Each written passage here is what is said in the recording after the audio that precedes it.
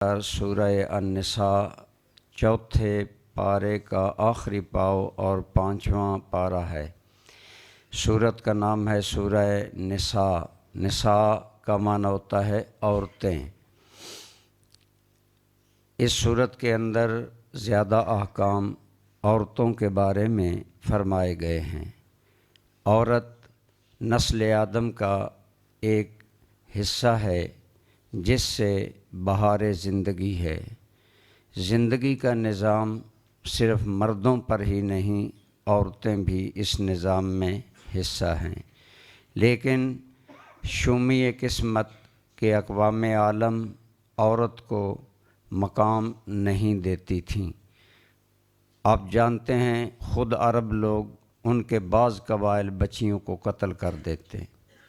اس دور میں روم، ایران، چین، یہ بڑی 3 تہذیبیں تھیں جو عالمگیر تہذیبیں تھیں۔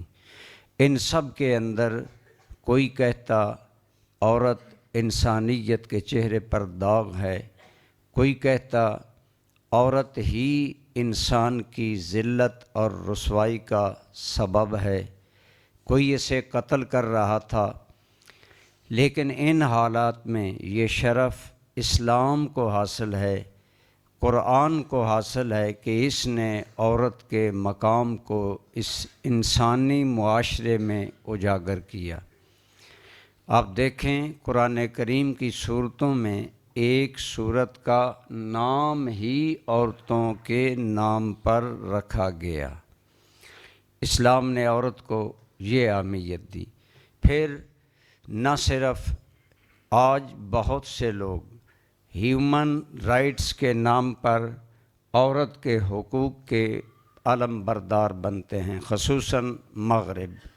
حالانکہ جتنی تذلیل عزت عصمت عورت کی مغرب میں ہوتی ہے وہ ہر ایک کے سامنے ہے، لیکن الحمدللہ اسلام کو یہ شرف حاصل ہے کہ اسلام نے عورت کو نہ صرف قتل ہونے سے بچایا، حضور رحمت عالم صلی اللہ علیہ وسلم نے بھری محفل میں اپنی دونوں انگلیوں کو جوڑ کر فرمایا کہ جو آدمی اسے 2 بیٹیاں دی گئیں اور اس نے ان کی کفالت، محبت، پیار، توجہ سے ایسے کی جیسے بچے کی جاتی ہے، اور پھر ان کی شادی کر دی تو وہ میرے ساتھ یوں کل قیامت میں مل کر جنت میں جائے گا، اور انگلیوں میں کوئی فاصلہ نہیں تھا۔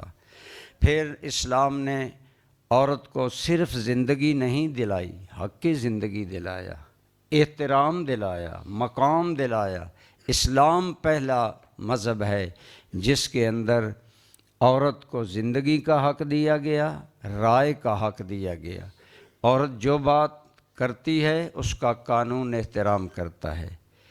اگرچہ ہمارے ملک میں آئلی قوانین، گھریلو معاملات کے بارے میں ہمارے ملک کے قانون میں بعض قانون غیر اسلامی ہیں، عورت کو بہت زیادہ دخل دیا گیا کہ اگر مرد عورت کو بسانا بھی چاہے تو عورت کہہ دے میں نہیں بسنا چاہتی تو جج بھی اس کا انکار نہیں کر سکتا۔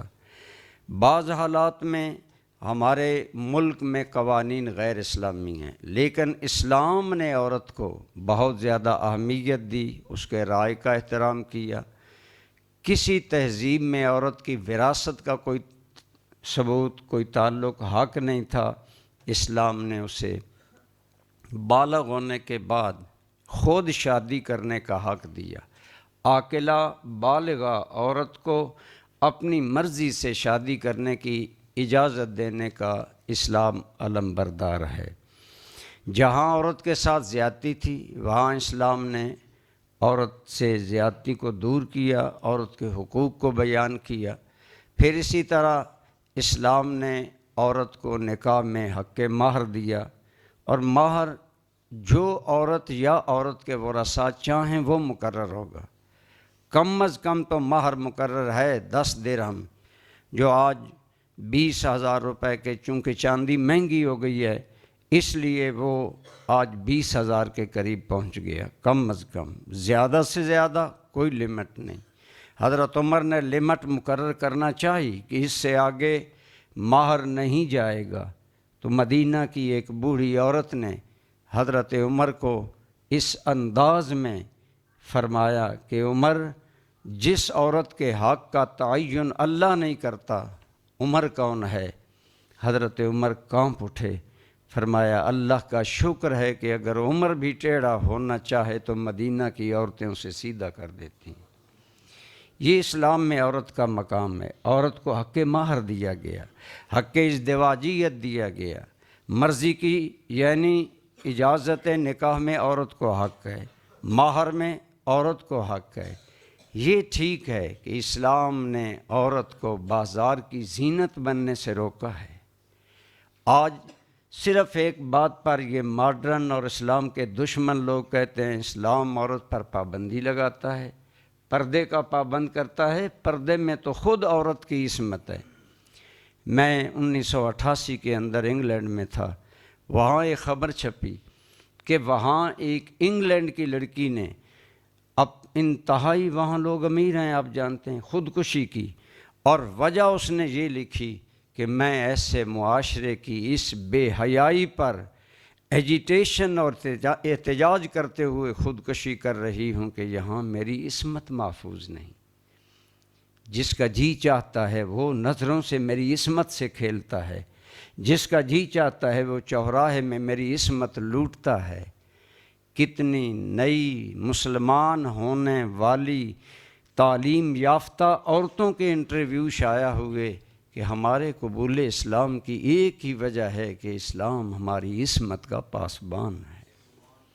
آپ کو معلوم ہے عرب معاشرے میں زیادہ نکاح کیے جاتے، کوئی لمٹ مقرر نہیں، مرد جتنی چاہے 20 شادیاں کرے، اسلام نے حد مقرر کی، فرمایا زیادہ سے زیادہ 4 شادیاں، وہ بھی یہ عیش پرستی کے لیے کثرت ازدواج، زیادہ شادیاں کرنے کی اجازت نہیں دی گئی کہ مرد اپنی ہوس رانی، خواہش پرستی اور لذت کیشی کے لیے کئی عورتوں سے نکاح کرے، نہیں، فرمایا گیا فَانْكِحُوا مَا طَابَ لَكُم مِّنَ النِّسَاءِ مَثْنَىٰ وَثُلَاثَ وَرُبَاعَ وَإِنْ خِفْتُمْ أَلَّا تَعْدِلُوا۔ پہلا ضابطہ، ایک سے زیادہ اگر آپ کی صحت، معاشی حالات اجازت دیتے ہیں کرو، 4 بیک وقت کرو، لیکن عدل ضروری ہے۔ اگر عدل نہیں رکھ سکتے فَإِنْ خِفْتُمْ أَلَّا تَعْدِلُوا فَوَاحِدَةً، اگر عدل نہیں کر سکتے پھر ایک پر ہی گزارا کرو۔ گویا اسلام نے یہ عیش پرستی کا دروازہ نہیں کھولا، بلکہ مرد کو، بعض مردوں کی صحت زیادہ ہوتی ہے، ان کے اندر شہوت کا غلبہ ہوتا ہے، زیادہ شادیوں کی ضرورت ہوتی ہے، اس ضرورت کو پورا کرنے کے لیے اسلام نے زیادہ شادیوں کی اجازت دی، یعنی 4 تک، لیکن اس کے اندر بھی پابندی، عدل ضروری ہے۔ حضور رحمت عالم صلی اللہ علیہ وآلہ وسلم نے فرمایا جس آدمی نے اپنی عورتوں کے درمیان عدل نہ کیا، قیامت کے دن وہ اس حال میں آئے گا کہ اس کے ایک حصے پر فالج ہوگا اور بھرا محشر دیکھے گا کہ یہ وہ آدمی ہے جس نے عورتوں کے درمیان بیلنس نہیں رکھا، عدل نہیں رکھا۔ اسلام نے عورت کو حق وراثت دیا، اس کو اپنے باپ، اپنے شوہر، اپنی اولاد کی وراثت میں حصے دار قرار دیا۔ للذکر مثل حظ الانثیین، ہاں یہ الگ بات ہے، مرد کی ذمہ داریاں، اخراجات، گھریلو معاملات کی وجہ سے زیادہ ہوتی ہیں، مرد کو ڈبل حصہ، عورت کو سنگل، لیکن اسلام نے عورت کو یہ حقوق دیے۔ اس صورت میں بڑی تفصیل سے عورت کے یہ سارے احکام بیان کیے گئے۔ عرب معاشرہ میں جو قباحتیں تھیں ان میں ایک قباحت یتیم کا مال کھانا تھا۔ اسلام اس سورہ النساء کے اندر جہاں گھریلو معاملات میں ہمیں صلہ رحمی کا حکم دیا، اپنے رشتہ داروں سے تعاون کرنے کا حکم دیا، بلکہ سورت کا آغاز ہی صلہ رحمی سے ہے۔ آج بہت بڑا المیہ ہے ہمارا، معاشرتی زندگی میں ہم نمازیں پڑھتے ہیں، عمرے کرتے ہیں، حج کرتے ہیں، لیکن حقیقی بہن ہماری شفقت سے محروم، حقیقی بھائی محروم، خاندانوں میں ناچاکیاں۔ حضور رحمت عالم صلی اللہ علیہ وسلم کا ارشاد کریم ہے، فرمایا اللہ نے جب رحم کو پیدا کیا تو فرمایا من وصل کے، جو تمہیں جوڑے گا اسے میں جوڑوں گا، ومن قطع کے اقطعو، اور جو تجھے کاٹے گا میں اسے کاٹوں گا۔ قطع رحمی یہ بہت بڑا اسلام میں جرم ہے۔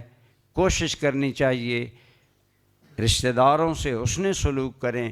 حضور رحمت عالم صلی اللہ علیہ وسلم نے فرمایا جو آدمی دو چیزیں چاہتا ہے نا، ہم میں سے ہر بندہ یہ دو چیزیں چاہتا ہے، کیا؟ عمر لمبی ہو، رزق میں برکت ہو۔ فرمایا یہ دو چیزیں چاہتے ہو نا، فل یصل الرحمہ، ایسے بندے کو رحم کرنا چاہیے، صلہ رحمی کرنی چاہیے۔ تو صلہ رحمی کا ایک حصہ یہ ہے کہ رشتہ داروں میں کوئی یتیم ہو جائے تو اس کا مال ہڑپ نہ کرو، بہانے بنا کر اس کے مال کو غلط استعمال نہ کرو، بلکہ تمہیں اللہ نے اس کے مال پر امین بنایا، اس کے مال کا خیال رکھو۔ ساتھ ہی رحمت عالم بولیے صلی اللہ علیہ وسلم نے فرمایا کافل الیتیم وانا ھکذا یوم القیامہ، یتیم کی کفالت کرنے والا اور میں یوں قیامت کے دن اکٹھے ہوں گے۔ اس صورت کے اندر عرب معاشرہ کے اندر پائی جانے والی اور عالمگیر برائی، جہاں عورت کو اسلام نے حقوق دیے وہاں زنا کا دروازہ بند کیا۔ خواہشات پوری کرنی ہیں ایک شادی کرو، نہیں پوری ہوتی دو کرو، 4 بیک وقت کرو، لیکن زنا بدکاری کی اسلام اجازت نہیں دیتا۔ اسلام دین حیا ہے۔ اسلام زنا کے بارے میں یہاں احکام بیان کیے۔ اسلام سے پہلے وہاں کاروباری عورتیں اپنی عصمت فروشی کرتیں، اسلام نے پابندی عائد کی اور اس کو روکا، اور الحمدللہ نتیجہ دنیا کے سامنے ہے کہ صحابہ کرام اور صحابیات کا وہ پاکیزہ معاشرہ وجود میں آیا جہاں کے شرم، حیا اور عصمتوں کی پاسبانی کا ایک اعلیٰ ماحول موجود تھا۔ اس صورت کے اندر اطاعت امیر کا حکم دیا گیا، اطیعوا اللہ و اطیعوا الرسول و اولی الامر منکم۔ اصلاً اطاعت اللہ کی، اللہ کے حکم سے اصلاً اطاعت، دوسرے نمبر پر رسول اللہ کی، رہا امیر، بادشاہ وقت، سربراہ مملکت، افسر، حاکم، ان کی اطاعت بھی اسلام میں واجب ہے۔ ہمارے آج بہت سے معاملات اس لیے زندگی کے ڈسٹرب ہیں کہ ہم اطاعت امیر کے کنسپٹ کو کما حق کو ہی نہیں سمجھتے۔ اگر حاکم نیک ہے، اگر اللہ کی بات ماننے والا ہے، ایسے حاکم کی اطاعت بھی اللہ رسول کی اطاعت ہے۔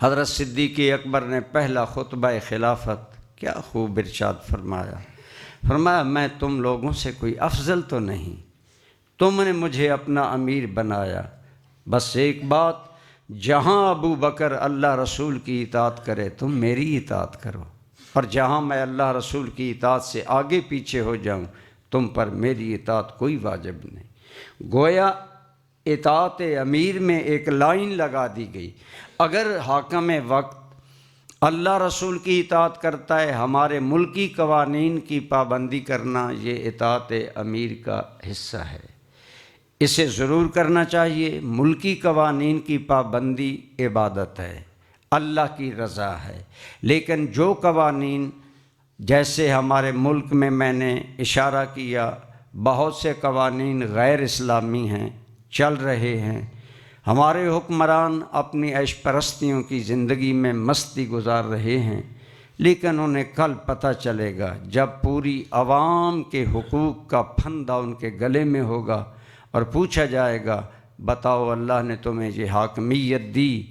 تو اطاعت امیر میں ضابطہ ہے، اگر وہ اللہ رسول کی اطاعت میں ہے اس کی اطاعت عبادت ہے، اگر نہیں تو پھر اس کی اطاعت لازم نہیں ہے۔ اس صورت کے اندر اور دیگر احکام بھی معاشرتی چیزوں میں جیسا کہ عرض کیا گیا، عورت کے ساتھ حسن سلوک وغیرہ، اسی طرح وراثت کے احکام، عرب میں ایک غلط رواج تھا کہ وارث صرف بڑا بیٹا بنتا تھا، باقی بیٹے بیٹیاں وراثت سے محروم۔ اسلام نے ان کی اس غلطی کو درست کیا کہ وراثت میں صرف بیٹا نہیں، اسی طرح بعض جگہ عرب میں منہ بولا بیٹا وارث بن جاتا، اس کو روکا گیا اور وراثت کے احکام بڑی تفصیل کے ساتھ اس صورت میں بیان کیے گئے۔ شراب کی حرمت بیک جنبش قلم نہیں دی گئی، شراب نہ پیو، شراب عربوں کی گھٹی اور عادت میں تھا۔ اسلام کا حسن یہ ہے کہ اسلام کسی برائی کو دھیرے دھیرے روکتا ہے۔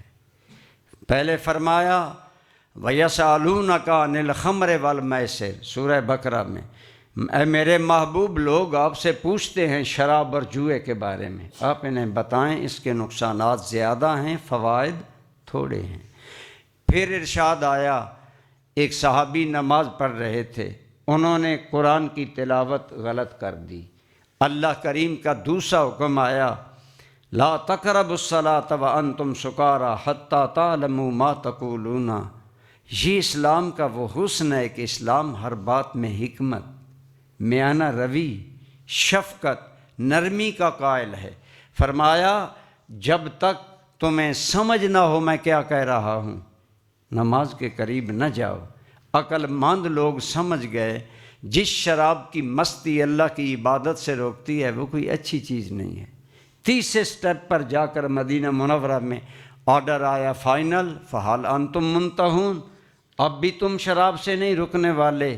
صحابہ نے حد کر دی اللہ کے حکم پر، بھرے شراب کے جام توڑ دیے گئے، اور جو شراب کا گلاس صحابہ کے منہ پر تھا، انس ابن مالک کہتے ہیں وہ انہوں نے زمین پر پٹخ دیا۔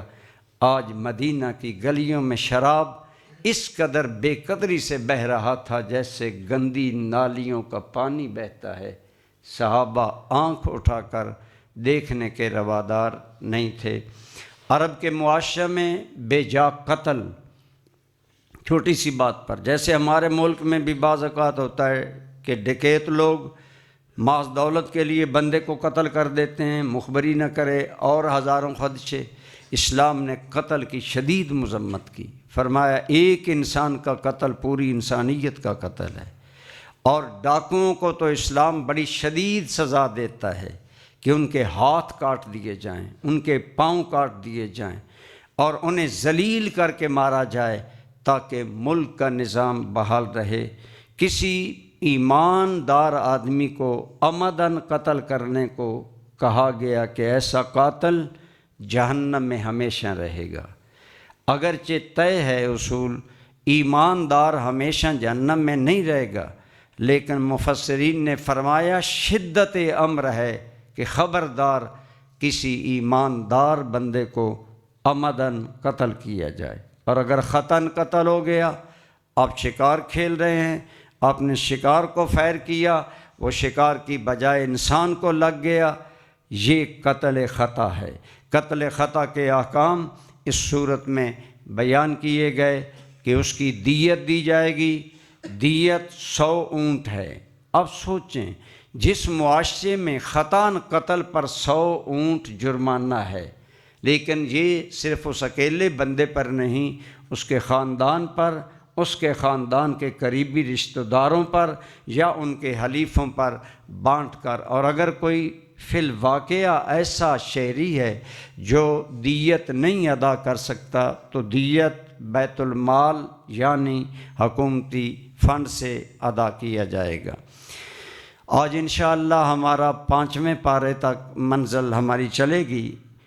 115 آیت میں ایک بڑی ضروری بات بتائی گئی کہ آئے روز نئے فرقے، نئے گروہ پیدا نہ کرو، اپنی رائے، اپنی عقل پر نئے دروازے نہ کھولو، امت میں اشتراک، انتشار، اختلاف بانٹنے کا کام نہ کرو، بلکہ کوشش کرو۔ اب دیکھیں ہر مسئلے میں اختلاف رائے ہے، اسلام نے ایک ضابطہ دیا، ضابطہ یہ ہے کہ جس روش پر رسول اللہ کی امت اکثر چل رہی ہے اسی روش پر چلو۔ وَمَن يُشَاقِقِ الرَّسُولَ مِن بَعْدِ مَا تَبَيَّنَ لَهُ الْهُدَىٰ، جنہوں نے رسول اللہ کو تکلیف جو لوگ پہنچاتے ہیں، ہدایت آنے کے بعد امت میں فرقہ پیدا کرنا، اختلاف جان بوجھ کر پیدا کرنا، یہ رسول اللہ کو تکلیف دینا ہے اور نافرمانی کرنا ہے۔ فرمایا وَيَتَّبِعْ غَيْرَ سَبِيلِ الْمُؤْمِنِينَ، اور جو آدمی مسلمانوں کا راستہ چھوڑ کر نیا راستہ اختیار کرے گا کہ جی 1400 سال غلط مسلمان کرتے رہے، یہ آج عام بولی بولی جاتی ہے، یہ جہالت ہے، قرآنی احکام سے بے خبری ہے، اسلام کے بیسک مزاج سے بے خبری ہے۔ حضور رحمت عالم صلی اللہ علیہ وسلم نے فرمایا اختلاف کے دور میں سواد اعظم کی پیروی کرو، امت کا کثیر طبقہ کبھی گمراہ نہیں ہوگا، ہاں جاہل کثیر نہ ہوں، عالم ہوں، عارف ہوں، اسلام کے مزاج کو سمجھنے والے، اور سنیں جو مسلمانوں کا راستہ چھوڑ کر نیا راستہ نکالتا ہے اس کا قرآن نے کیا اس کو وارننگ دی۔ فرمایا وَيَتَّبِعْ غَيْرَ سَبِيلِ الْمُؤْمِنِينَ نُوَلِّهِ مَا تَوَلَّىٰ، ہم اس کو بے لگام کر دیں گے۔ عموماً نئے طبقات آج بے لگام پیدا ہو رہے ہیں، ہمارے میڈیا نے جوانوں کو بے لگام کر دیا، ہر بات پر رائے زنی، ہر بندہ کیا کر سکتا ہے، کتنا ظلم ہے۔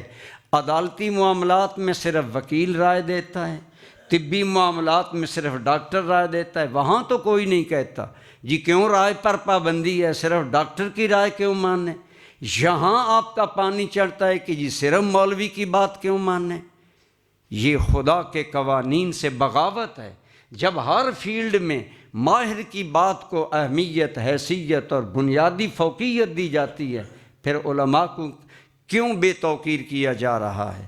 لیکن بڑی معذرت سے بعض علماء وہ مسائل جن کا تعلق علماء سے ہے انہیں عوام میں لا کر خود اپنی تذلیل، بے توقیری کا سبب بن رہے ہیں۔ لیکن اللہ نے وارننگ دی جو جمہور امت کا راستہ چھوڑ کر نیا راستہ اختیار کرے گا نُوَلِّهِ مَا تَوَلَّىٰ، ہم اس کو بے لگام کر دیں گے، جدھر مرضی ہے آج جائے، لیکن وَنُصْلِهِ جَهَنَّمَ وَسَاءَتْ مَصِيرًا، انجام کار کے طور پر ایسے بے لگام لوگوں کو ہم جہنم رسید کریں گے، اور جہنم بہت برا ٹھکانہ ہے۔ اللہ آپ کو مجھے قرآن فہم کی توفیق عطا فرمائے۔